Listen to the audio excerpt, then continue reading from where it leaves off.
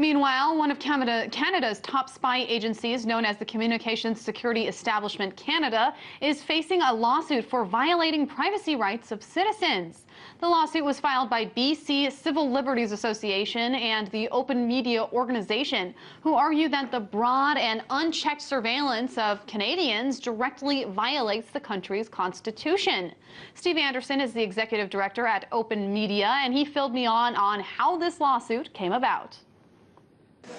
Yeah, well, it's been revealed that the Communications Establishment Canada has the power to monitor any Canadian at any time without a warrant. And not only that, we're being asked to foot the bill for this expensive online spying. And that's why, thankfully, the BC Civil Liberties Association has filed this lawsuit arguing that this activity is unconstitutional. And at Open Media, we're really happy to support them. And, you know, similar to the U.S., here in Canada, citizens are very upset. There's a pledge on our website at openmedia.ca, and thousands of people just since yesterday have signed up to pledge their support for the BC Civil Liberties Association.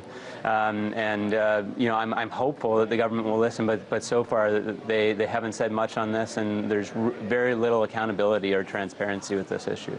So do you have any idea if they're collecting the content of the phone calls, they're collecting metadata, are they collecting emails, anything like that?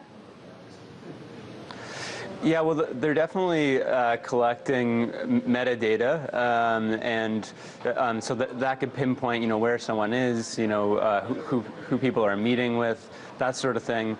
And if you're communicating with someone outside of Canada, which is pretty much most Canadians, then that information could be collected, and we could be talking about listening to phone calls, reading emails, that sort of thing. But even what's worse is that we don't know what information is being shared between the NSA and CSEC. So, for example, the NSA definitely has the ability to sweep up our information, and then Canadian officials can then we think, can then get access to that. And you know, that sort of thing is really why Canadians want to know how many Canadians, law-abiding Canadians, are being swept up with this activity, and what information of ours is being stored and collected in these giant databases.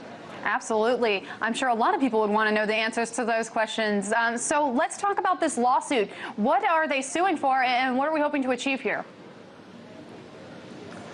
Yeah, well, the BCLA is arguing that storing Canadians, law-abiding, collecting and storing and monitoring Canadians is unconstitutional under our charter, and the hope is that we'll have some parliamentary oversight, because right now even our own parliament doesn't know what's going on. And you know, if you look in the U.S., there's some moves, some measures being put forward where there would be some sort of oversight, but here in Canada there's virtually no oversight. And you know, the government's own commissioner who's supposed to be looking into this has said that he does not know how many Canadians, you know, what information is being stored. So the hope is that there'll be some sort of legal measures adopted by the government in response to the kind of revelation that what is happening is unconstitutional. So hopefully there's more oversight. And how was it uncovered? I mean, you know, here in the U.S., obviously, we had the Edward Snowden leaks. How was this mass surveillance program uncovered?